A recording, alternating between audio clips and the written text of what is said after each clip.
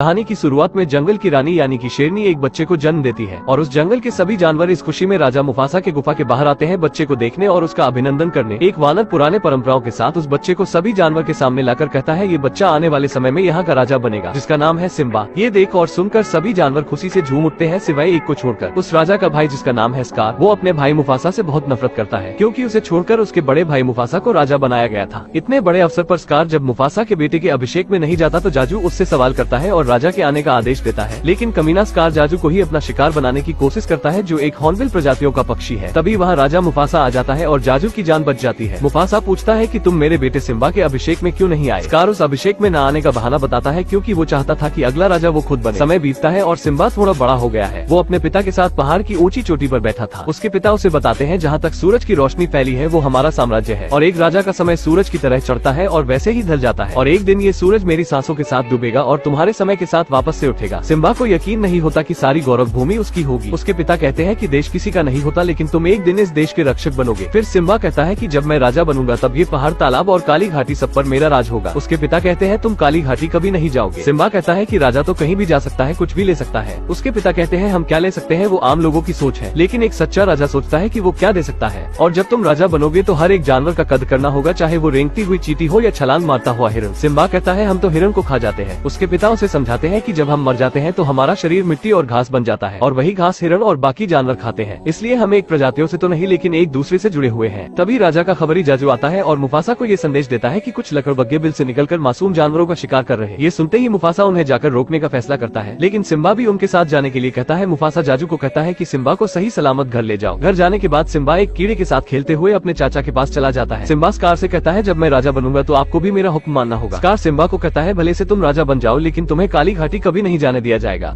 Simba अपनी माँ के पास आता है और नाला के साथ तालाब तक जाने की जिद करता है। उसकी माँ जाजू को साथ जाने का आदेश देती है। सिम्बा का मकसद था काली घाटी तक जाने का। वो दोनों जाजू को चकमा देकर उसके आंखों के सामने से गायब हो जाते हैं जानवरों की मदद से। अब दोनों काली घाटी पहुंच चुके हैं जहाँ खतरनाक लकड़बग्गे रहते हैं जो झुंड में शेर का भी शिकार कर ले। दोनों को चारों तरफ से लकड़बग्गे घेर लेते हैं और तभी लकड़बग्गों की रानी आती है जिसकी शकल मेरी होने वाली सास में मिलती है। रानी का नाम है सीएनजी। वो कहती है आज हमारी किस्मत जाग उठी है जो हम आज राजकुमार को खाएंगे। सिम्बा कहता है तुम हमें खा नहीं सकती क्योंकि हम यहाँ के राजकुमार हैं। सीएनजी कहती है तुम्हारे बाप का यहाँ राज नहीं चलता। तभी वहाँ जाजू आता है और सीएनजी को चेतावनी देता है ऐसा हुआ तो महाराज तुम्हारी प्रजातियों को खत्म कर देंगे। सीएनजी कहती है शेर और लकड़बग्गों की लड़ाई तो सदियों से चलती आ रही है। जाजू दोनों को भागने का हुक्म देता है। सारे लकड़बग्गे दोनों बच्चों पर टूट पड़ते हैं। वो दोनों अपनी जान बचाने के लिए नीचे सुरंग में भागते फिरते हैं। तभी वहाँ मुफासा आ जाता है जो जंगल का राजा और सिम्बा का पिता है। वो सभी लकड़बग्गों की उनकी औकात दिखाता है और सीएनजी को आखिरी चेतावनी देता है। सीएनजी जो लकड़बग्गों की रानी है वो राजा मुफासा से माफी मांगती है और कहती है ऐसी गलती दोबारा नहीं होगी महाराज, और उसके पिता दोनों बच्चों को वहाँ से लेकर चले जाते हैं। मुफासा जाजू से कहता है नाला को घर ले जाओ। उसके बाद मुफासा अपने बेटे को कहते हैं तुमने जानबूझकर मेरी बात नहीं मानी, वहाँ तुम्हारी जान भी जा सकती थी और उससे भी बड़ी गलती की नाला की भी जान को खतरे में डालकर। तुम्हें अंदाजा भी है तुमने कितना गलत किया, तुमने गौरव भूमि का भविष्य दाव पर लगा दिया। सिम्बा कहता है मैं देखना चाहता था कि मैं आपकी तरह बहादुर हूँ। उसके पिता उसे बताते बहादुरी की जिद नहीं है, बहादुर तब बनो जब उसकी जरूरत हो। सिम्बा कहता है आप तो किसी से नहीं डरते। उसके पिता उससे कहते हैं आज मैं डर गया था, मुझे लगा आज मैं तुम्हें खो दूंगा। सिम्बा को अपनी गलती का एहसास होता है और दोनों साथ में खेलने लगते हैं। सिम्बा अपने पिता से कहता है हम दोनों दोस्त हैं और हम हमेशा साथ रहेंगे। उसके पिता उससे कहते हैं मेरे पिता मुझसे एक बात कहा करते थे कि ऊपर आसमान के सितारों से हमारे पूर्वज हमें देखते रहते हैं। अगर तुम कभी खुद को अकेला पाओ तो एक बात याद रखना, वो हमेशा हमारे साथ रहते हैं हमें सही रास्ता दिखाने के लिए। फिर हमें काली घाटी दिखाई जाती है जहाँ स्कार लकड़बग्गों से मिलने आता है और उनसे कहता है तुम सब तो एक कीड़ा तक नहीं छोड़ते और मेरे भेजे गए 2 पिल्लों को तुमने जिंदा कैसे जाने दिया। लकड़बग्गे स्कार से पूछते हैं तुम यहाँ क्या लेने आए हो। स्कार कहता है मैं तुम सबको जिंदगी भर की दावत देने आया हूँ। लकड़बग्गों की रानी सीएनजी स्कार से कहती है तो ठहरा भिखारी हमें क्या देगा। स्कार कहता है मैं गौरव भूमि का हर एक जानवर तुम्हें दूंगा अगर मैं राजा बन गया तो। स्कार सभी के साथ मिलकर राजा मुफासा को जान से मारने की तैयारी करता है। सुबह होती है और हम स्कार और सिम्बा को एक घाटी में देखते हैं। सिम्बा अपनी की गई गलती को अपने चाचा को बताता है मैंने अपने पिता को काफी नाराज किया है। स्कार उससे कहता है यहाँ तुम दहाड़ने का अभ्यास करो, तुम्हारी दहाड़ से ये घाटी गूंज उठेगी और तुम्हारे बाबा को तुम पर फक्र होगा। इतना कहकर स्कार सिम्बा को घाटी में अकेला छोड़कर अपने भाई के पास चला जाता है। स्कार की ये चाल होती है। उसके कहने पर लकड़बग्गे भैंसों की झुंड पर हमला करते हैं और उनका दिशा बदलकर घाटी की ओर दौड़ाते हैं। स्कार मुफासा को बताता है सिम्बा भैंसों की झुंड के बीच घाटी में फंस गया है। ये सुनते ही एक पिता अपने बच्चे को बचाने के लिए घाटी की ओर निकल जाता है। वो भैंसों भैंसों की झुंड में जाकर सिम्बा को उठाकर एक ऊंचे स्थान पर रखता है और दूसरी ओर से खुद ऊपर की ओर चढ़ता है और ऊपर तक जा नहीं पाता और अपने भाई से मदद मांगता है। लेकिन उसका कमीना भाई उसकी जगह लेने के लिए उसके चेहरे पर पंजे मारता है, जिससे मुफासा नीचे गिर जाता है और उसकी फौरन मौत हो जाती है। सिम्बा ने सिर्फ अपने पिता को गिरते हुए देखा था। राजा मुफासा की मौत हो जाने के बाद सिम्बा उनके पास आता है और अपने पिता को उठाने की कोशिश करता है और तभी वहाँ स्कार आता है और सिम्बा को कहता है तुमने ये क्या कर डाला, तुमने अपने ही पिता की जान ले ली। सिम्बा को लगता है उसी की वजह से उसके पिता भैंसों के झुंड में आए और मारे गए। स्कार कहता है अब तुम क्या मुंह दिखाओगे अपनी माँ को। सिम्बा कहता है अब मैं क्या करूँ। स्कार कहता है भागो यहाँ से और कभी गौरव भूमि में लौटने की सोचना भी मत। सिम्बा जब वहाँ से जाने लगता है तो स्कार उसके पीछे लकड़बग्घे को लगा देता है ताकि सिंहासन का अधिकारी उसके अलावा कोई भी ना हो। लकड़बग्घे को अपनी ओर आता देख सिम्बा चोटी पर भागता है और सिम्बा चोटी के किनारे आने से नीचे गिर जाता है, साथ में उसके कुछ लकड़बग्घे भी गिरकर मर जाते हैं। बाकी लकड़बग्घे उसे गिरता देख ये समझते हैं कि सिम्बा नीचे गिरकर मर चुका है, लेकिन सिम्बा एक पेड़ के नीचे छिपा रहता है और गौरव भूमि को छोड़कर जाने लगता है। स्कार वापस पहुंचकर बताता है भैया और सिम्बा दोनों भैंसों की झुंड में कुचल कर मारे गए। वो खुद को ऐसा दिखाता है जैसे उसे ही सबसे बड़ा दुख हुआ है और वो खुद को गौरव भूमि का राजा घोषित करता है और लकड़बग्घों को भी अपने साथ रहने का ऐलान करता है। फिर हम बंदर और जाजू को देखते हैं जो दूर से ये सब देख रहे थे और अब उन्हें भी लगता है सिम्बा मर चुका है। दूसरी तरफ हम सिम्बा को देखते हैं जो दूर सफर करके रेगिस्तान में पहुंचता है। गर्मी और प्यास के कारण वो वहीं गिरकर बेहोश हो जाता है। उसे मरा समझकर काफी गिद्ध उसे खाने के लिए नीचे आते हैं, लेकिन उनका भी शिकार करने के लिए एक जानवर आता है और उनके आने से सिम्बा की जान बच जाती है। टिमोन देखता है ये तो शेर का बच्चा है और वो सिम्बा से दूर भागता है, लेकिन दूसरा जानवर जिसका नाम है पुम्बा वो टिमोन को समझाता है ये अभी बच्चा है, अगर हम इसे पाल डालते हैं तो कोई भी जानवर हमसे पंगा नहीं लेगा। तब तक सिम्बा को भी होश आ जाता है। वो दोनों सिम्बा को बताते हैं हमने गिद्धों से तुम्हारी जान बचाई है। सिम्बा कहता है कोई फायदा नहीं। वो पूछते हैं ऐसा क्यों कह रहे हो। सिम्बा कहता है मुझसे एक बहुत बड़ी गलती हुई है। वो कहते हैं गलती तो हम सबसे होती रहती है, इसलिए गलती भूलकर एक नई खुशी लाओ। इसके बाद वो सिम्बा को एक खूबसूरत जंगल में ले जाते हैं जो उनका घर है और इस जंगल में कोई भी मांसाहारी जानवर किसी भी जानवर को कोई हानि नहीं पहुंचाता। इनके इलाके में रहना है तो शाकाहारी होना पड़ेगा और सिम्बा इनकी वजह से काफी खुश होता है, मानो उसे एक नया परिवार मिल गया हो। वो दोनों सिम्बा को एक पुरानी लकड़ी के पास ले जाते हैं और उस लकड़ी को तोड़ते हैं तो उसमें निकले हुए कीड़े को मिल बांट कर खाते हैं। समय गुजरता है और सिम्बा थोड़ा बड़ा हो गया है, लेकिन गौरव भूमि में काफी बदलाव आ चुका है, जहाँ लकड़बग्घे स्कार के कहने पर सभी जानवरों का खुलेआम शिकार कर रहे हैं। नाला ये सब देखकर बहुत परेशान हो चुकी थी। वो रानी सराबी से कहती है अब हमें ही कुछ करना होगा। रानी कहती है यहाँ का राजा स्कार है, हम कुछ नहीं कर सकते। नाला उन सभी से कहती है हम सभी को इस जगह को छोड़कर दूर चले जाना चाहिए।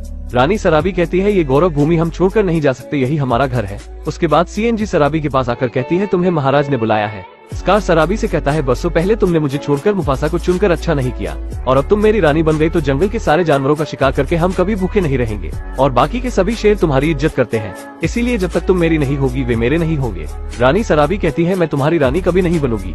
लेकिन रात के समय नाला जो सिम्बा की बचपन की दोस्त है वो गौरव भूमि से निकलने की कोशिश करती है, लेकिन उसकी सुगंध से वहाँ स्कार आ जाता है, जिससे नाला की जान बचाने के लिए जाजू आता है और सभी जानवरों को अपना शिकार करने का ऑफर देता है, जिससे नाला को वहाँ से निकलने का समय मिल जाता है। दूसरी तरफ हम सिम्बा को देखते हैं जो बाकी जानवरों के साथ खुशी से इस जंगल में रह रहा था, लेकिन बहुत से जानवर सिम्बा से बहुत डर रहे थे। सिम्बा सभी को खाना खिलाता है, फिर रात हो जाती है। फिर सिम्बा को अपने बाबा की बताई गई बात याद आती है कि खुद को कभी अकेला समझना तो तारों को देखना जिसमें हमारे पूर्वज रहते हैं, और तभी उसका बाल निकलकर उड़ जाता है। वो उड़ते हुए एक नदी में जाता है और ऐसे ही वो गौरव भूमि तक पहुंच जाता है और उस पुराने बंदर को भी मिल जाता है। वो उस बाल को देखते ही पहचान जाता है कि ये सिम्बा का बाल है और वो अभी भी जीवित है। अब उस बंदर के खुशी का ठिकाना नहीं होता, क्योंकि ये बहुत बड़ी बात थी जो गौरव भूमि का भविष्य है।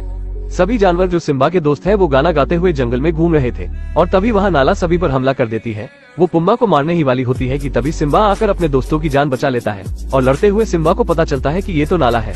नाला भी सिम्बा से मिलकर काफी खुश होती है क्योंकि गौरव भूमि में सभी को बताया गया था कि सिम्बा की मौत हो चुकी है। नाला सिम्बा को बताती है तुम्हारे यहाँ आने के बाद स्कार ने खुद को राजा बनाकर लकड़बग्घों के साथ सभी जानवरों का शिकार अब तक करते चले आ रहे हैं और तुम्हें गौरव भूमि में लौटना होगा क्योंकि तुम ही हमारे राजा हो। सिम्बा मना करता है और नाला को अपने साथ रहने को कहता है कि तुम भी मेरे साथ यहाँ रहो, हमें यहाँ सब कुछ मिलेगा, लेकिन नाला मना कर देती है। उसके बाद सिम्बा नाला को पूरे जंगल में घुमाता है और ज्यादा समय होते ही नाला गौरव भूमि लौटने का फैसला करती है और जाने से पहले नाला सिम्बा से कहती है मैं तो यहाँ मदद लेने आई थी, लेकिन तुम्हारे पास आकर मैंने गलती की। लेकिन सिम्बा उसके साथ नहीं जाता। फिर सिम्बा को एक वानर हर जगह दिखता है। वो सिम्बा से कहता है तुम क्या हो। सिम्बा कहता है मैं कुछ नहीं हूँ। वानर सिम्बा से कहता है जो कुछ नहीं होते वही कुछ खास होते हैं। सिम्बा वानर से कहता है तुम मेरे बारे में कुछ नहीं जानते। वानर सिम्बा से कहता है तुम मेरे गोद में खेलते थे और तुम्हारे पिता जिंदा हैं और मैं तुम्हें उनसे मिला सकता हूँ। इतना सुनते ही सिम्बा उस वानर के पीछे जाता है। वानर उसे एक नदी में उसी की परछाई दिखाता है जिसमें सिम्बा को अपने पिता का चेहरा दिखता है। फिर गरजते हुए बादलों से आवाज आती है सिम्बा के पिता की और वो सिम्बा को कहते हैं जीवन की इस दौड़ में तुम्हें अपना चेहरा ढूंढना होगा। सिम्बा कहता है ये मुझसे नहीं होगा। उसके पिता उसे कहते हैं कि याद रखो कि तुम कौन हो, एक सच्चा राजा। सिम्बा अपने पिता से माफी मांगते हुए कहता है मैं आप जैसा कभी बन नहीं सकता। उसके पिता उससे कहते हैं जब मैं राजा था तो मेरे लिए सबसे गौरव की बात थी कि तुम मेरे बेटे हो। अब सूरज की किरण निकलती है और सिम्बा अपने बाबा से कहता है आप मुझे छोड़कर मत जाइए। उसके पिता उससे कहते हैं मैं हमेशा तुम्हारे साथ था और हमेशा तुम्हारे साथ ही रहूंगा, बस याद रखना कि तुम कौन हो। वानर सिम्बा से पूछता है कि अब तुम कौन हो। वो कहता है मैं हूँ सिम्बा, मुफासा का बेटा। अब वो भी नाला के साथ लौटने का फैसला करता है। रास्ते में जब नाला उसे देखती है बहुत खुश होती है। जब दोनों गौरव भूमि में पहुँचते हैं तो हर जगह उन्हें जानवरों के कंकाल मिलते हैं। नाला सिम्बा से कहती है गौरव भूमि की हालत हद से ज्यादा खराब है और तुम सब ठीक कैसे करोगे। सिम्बा कहता है बाबा ने मुझे सूरज की किरण की छूती हुई हर एक जगह का रक्षक बनाया है और अब मैं नहीं लड़ूंगा तो कौन लड़ेगा।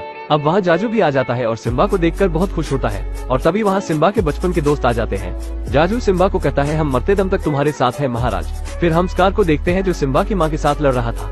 सिम्बा वहाँ पर आता है और स्कार से कहता है दूर रहो मेरी माँ से।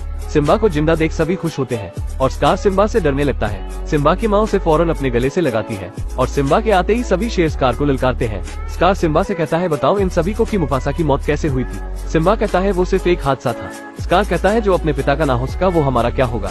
स्कार सिम्बा को मारने के लिए चोटी के किनारे लाता है और सिम्बा चोटी के किनारे आकर लटक जाता है। स्कार सिम्बा को कहता है ऐसा मंजर पहचाना हुआ लगता है जब तुम्हारे पिता घाटी के ऊपर लटके थे। और एक राज की बात बताऊं भतीजे, मैंने ही मुफासा को नीचे गिराकर मारा था। ये बात सुनते ही सिम्बा स्कार की दाढ़ी पकड़कर ऊपर आता है और फिर लकड़बग्गों और शेरनियों की लड़ाई होती है और इसमें सभी शेर लकड़बग्गों को उनकी औकात दिखाते हैं जिससे सभी लकड़बग्गे हार मानते हैं। सिम्बा देखता है कि स्कार भाग रहा है। सिम्बा उसके पीछे जाता है एक पहाड़ के ऊपर। इस पहाड़ से भागने का कोई रास्ता नहीं होता, इसलिए स्कार सिम्बा से माफी मांगता है और कहता है मैंने कुछ नहीं किया, सब लकड़बग्गों ने किया और मैं सारे लकड़बग्गों को मारने ही वाला था। और ये बात लकड़बग्गे सुन लेते हैं और स्कार कहता है मैं तुम्हारा इकलौता चाचा हूँ, क्या तुम मुझे मार दोगे। सिम्बा कहता है मैं तुम्हारे जैसा नहीं हूँ, चले जाओ यहाँ से और गौरव भूमि में कभी मत लौटना। स्कार उसकी आंख में चिंगारी मारता है जिससे सिम्बा को कुछ दिखता नहीं और स्कार उसे पहाड़ से नीचे गिराने की कोशिश करता है, लेकिन सिम्बा खुद को संभालता है और लड़ाई के दौरान स्कार नीचे गिर जाता है। लेकिन नीचे गिरने के बाद भी स्कार जिंदा रहता है और सभी लकड़बग्गे स्कार को नोच खाते हैं। बारिश होती है और गौरव भूमि में फिर से हरियाली आती है और आज सिम्बा और नाला का बेटा होता है